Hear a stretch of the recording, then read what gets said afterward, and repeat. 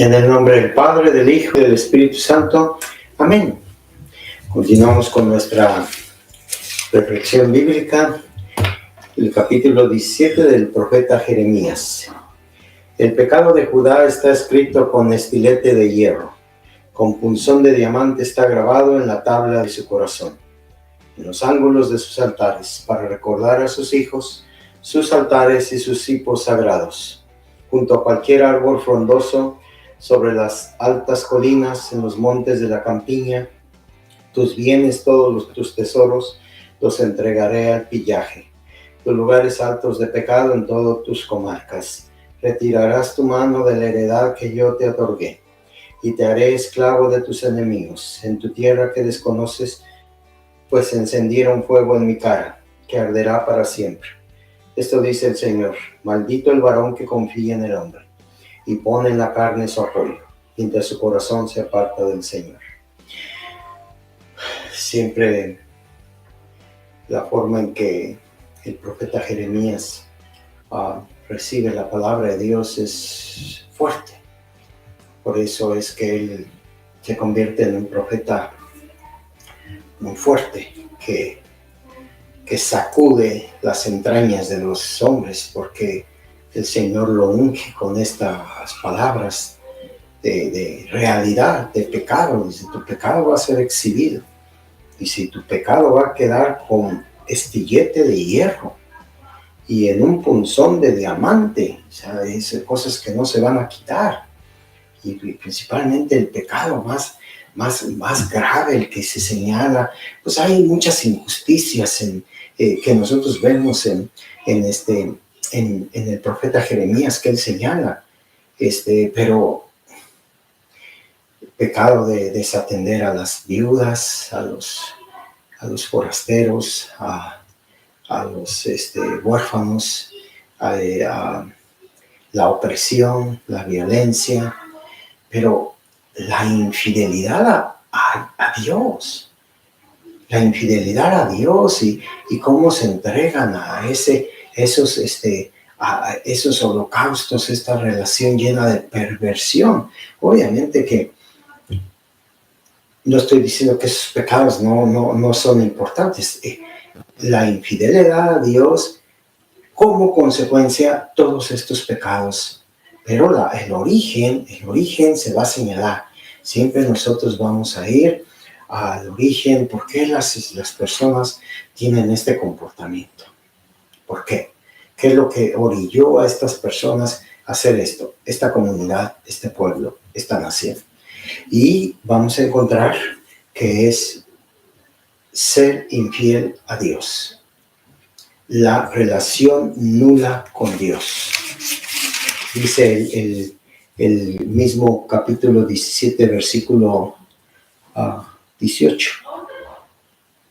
Esto me dijo el Señor: vete y ponte en la puerta de los hijos del pueblo, por donde entran y salen los reyes de Judá, y en todas las puertas de Jerusalén, y diles: escuchen la palabra del Señor, reyes de Judá, toda Judá y todos los habitantes de Jerusalén que entran por estas puertas. Esto dice el Señor: guárdense por sus vidas de portar cargas en el día sábado y de introducirlas por las puertas de Jerusalén.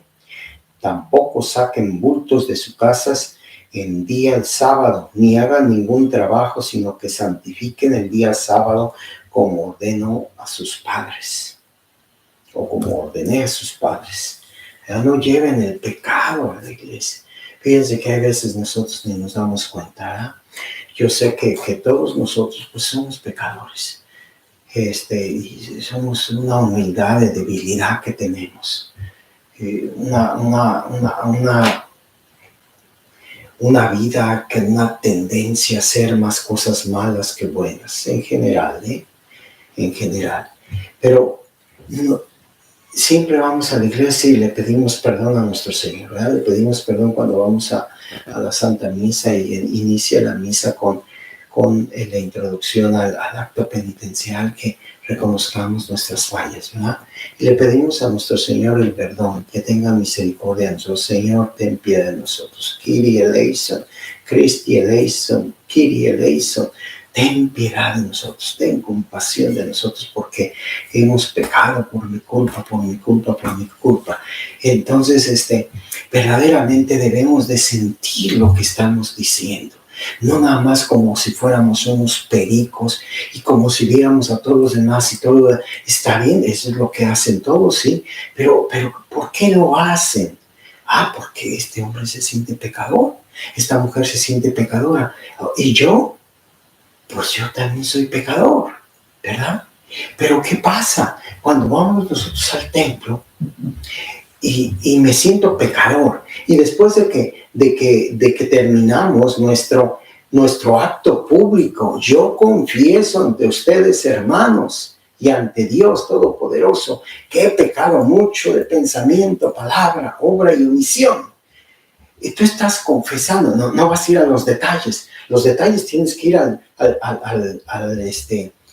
área donde se confiesa uno personalmente con el Padre. Tú los confiesas. Entonces, si tú los confiesas, ¿cómo es posible que tú regresas a hacer lo mismo? ¿O no los confesaste?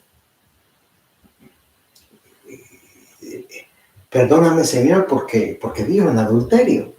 Perdóname, Señor, porque vivo en una vida de violencia. Perdóname, Señor, porque vivo en una vida de envidia. Perdóname, Señor, porque vivo en una vida desordenada. Perdóname, Señor, porque tengo una cerrazón a escuchar la voluntad de los demás. Perdóname, Señor. Perdóname por esto. Perdóname, Señor. Y entonces cuando viene la gracia de Dios, ¿ya? Que el Señor Todopoderoso tenga misericordia de nosotros, perdone nuestros pecados y nos lleve a la vida eterna. Y todos respondemos, amén. Es decir, yo acepto la misericordia de Dios que se acaba de derramar en mi persona.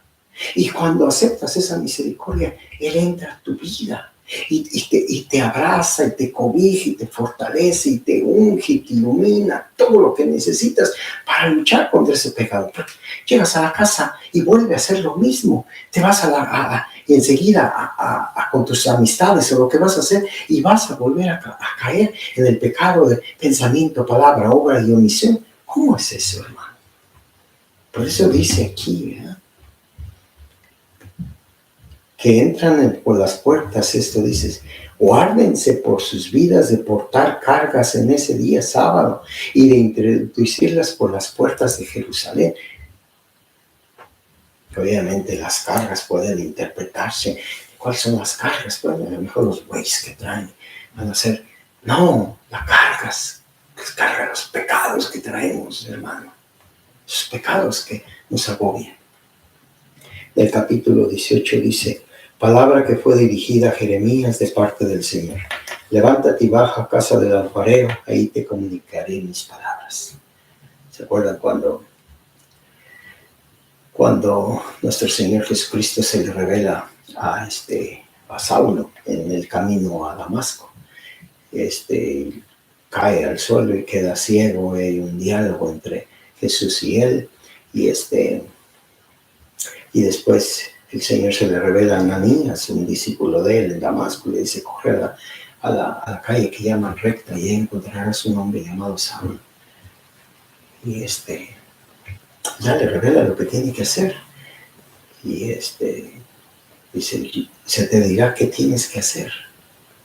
Aquí mismo le dice al profeta Jeremías, vete ahí y te voy a decir qué vas a hacer en la casa del alfarero. Dice, cuando se atropellaba en manos del alfarero la vasija de barro que estaba haciendo, volvía a hacer otra vasija según le parecía bien de hacer al alfarero. La palabra del Señor se dirigió a mí diciendo, es que no puedo hacer yo con ustedes, casa de Israel, como este alfarero. Oráculo del Señor, como el barro en manos del alfarero, así son ustedes en mi mano. Casa de Israel, unas veces habla de arrancar, destruir o aniquilar a propósito de una nación, un reino. Pero si esa nación contra la que yo había hablado se convierte de su iniquidad, yo también me arrepiento del mal que había pensado hacerle. Otras veces hablo de edificar o plantar a propósito de una nación o de un reino, pero si comete iniquidad a mis ojos sin escuchar mi voz, yo también me arrepiento del bien del que había hablado hacerlo. Siempre meditamos en las palabras de Jeremías, que constantemente está hablándole al pueblo, y las analogías que le presenta, ¿verdad? Es de si vas a la casa del alfarero, y en la casa del alfarero, la casa del alfarero que te encuentras, ¿eh? El alfarero que pone en sus manos el barro. ¿Y qué niño puede hacer lo mismo? Dice Dios. No puedo hacer yo lo mismo con ustedes. A veces no permitimos nosotros que Dios haga las cosas que necesita hacer con nosotros. Necesitamos pedirle a nuestro Señor, ¿verdad?, que nos ayude a hacer las cosas que Él quiere hacer con nosotros, ser como dice el canto, nuestra vida en manos de Jesús, en manos del alfarero, que la transforme y la moldee. En el capítulo 19 dice esto: dice el Señor, anda a comprar un cántaro de barro cocido, toma algunos ancianos del pueblo y algunos sacerdotes, y sal hacia el valle del Ben Hinnom, frente a la puerta de las cascotes. Pregona ahí la palabra que yo te digo. Habrás de decir: escuchen la palabra del Señor, reyes de Judá, habitantes de Jerusalén. Esto dice el Señor Dios de Israel: miren que voy a traer tal desgracia sobre este lugar. A cualquiera que la oiga le zumbarán los oídos. La causa es que me abandonaron a mí y enajenaron este lugar, quemando incienso en él a otros dioses que ni ellos, ni sus padres, ni los reyes de Judá conocían, y llenaron de sangre inocente este lugar.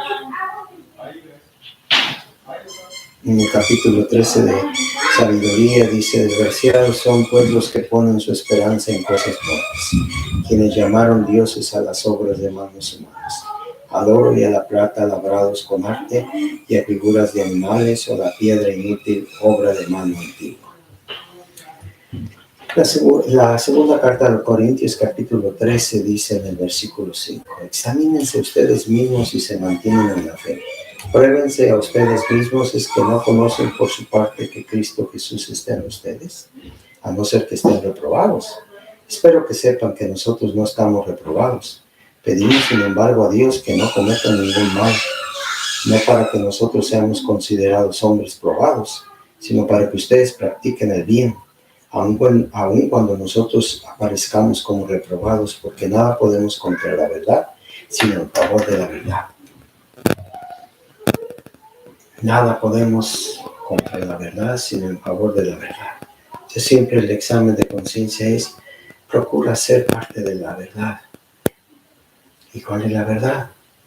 Dice Jesús que el pecado del mundo es que no lo reconozcamos, que Él es el enviado. Tú lo reconoces. Pero volvemos a Jeremías. Maldito el hombre que confía en el hombre. ¿En quién confías tú? ¿En las cosas del hombre o en las cosas de Jesús? Que el Señor les bendiga, el Padre, el Hijo y el Espíritu Santo. Amén.